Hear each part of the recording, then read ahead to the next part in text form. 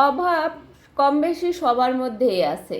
কারো টাকার অভাব, কারো শিক্ষার অভাব, কারো মনুষ্যত্বের অভাব, আর কারো ভালোবাসার অভাব। প্রত্যেকটা মানুষের ভিতরেই কোনো না কোনো কিছুর অভাব আছেই। আপনার মধ্যে কোনটার অভাব আছে?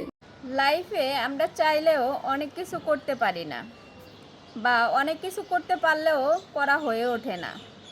এমন কিছু কিছু সময় আসে যে সময়টাতে অনেক জিনিসই করতে মন চায়, কিন্তু সময় আর পরিস্থিতির কারণে হয়তো সেই কাজগুলো করা হয়ে ওঠে না।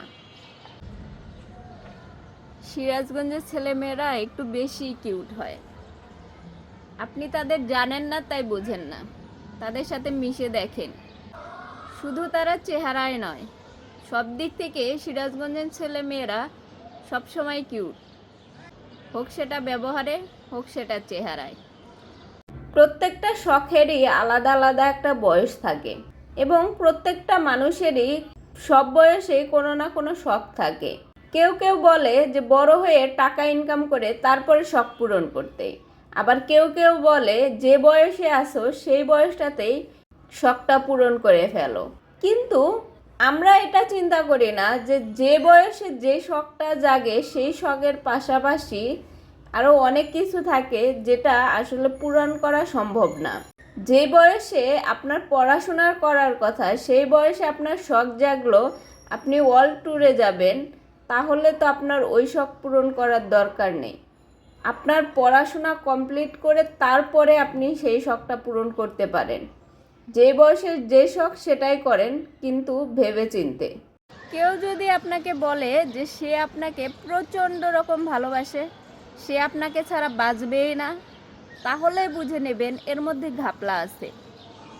কারণ মানুষ কেউ কাউকে ছাড়া মরে না। কেউ কাউকে ছাড়া মরে তখনই যখন আবেগ বেশি হয়ে যায়, আর এই আবেগ যতক্ষণ থাকে ততক্ষণই ভালোবাসা থাকে। আবেগ শেষ হয়ে যায়, ভালোবাসাও শেষ হয়ে যায়। তাই কেউ যদি বলে তোমাকে ছাড়া বাঁচবো না, বুঝে নেবেন সে ডাহা মিথ্যা কথা বলতেছে। সে আপনার সাথে প্রতারণা করার জন্য এই কথা বলতেছে। কারণ কেউ কারোর জন্য মরে না। যতগুলা লোক বলছে তোমাকে ছাড়া বাঁচবো না, মরে যাব, সেই লোকগুলো এখনও কিন্তু ঠিকই বেঁচে আছে। হিসাব মিলিয়ে নেবেন। প্রবাসে থাকে তারা, ওখান থেকে বাংলাদেশে নিজে কিছু করতে পারে না, সমস্ত টাকা ফ্যামিলির কাছে দেয় যে আমাকে একটু জমি কিনে দিও, বা একটা বাড়ি করে দিও, বা এখানে এই জিনিসটা করে দিও।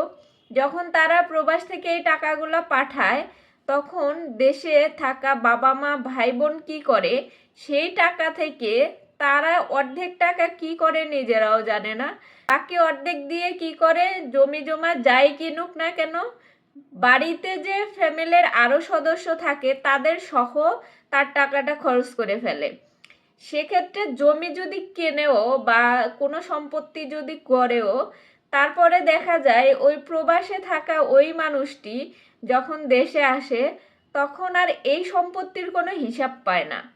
5 বছর 10 বছর এক একজন দেখেন প্রবাসে জীবন কাটায়, কিন্তু তারা 10 বছর পরেও বাংলাদেশে এসে যে 10 দিন বা 1 মাস বাসায় বসে খাবে সেটা নিয়েও তাদেরকে চিন্তা করতে হয়।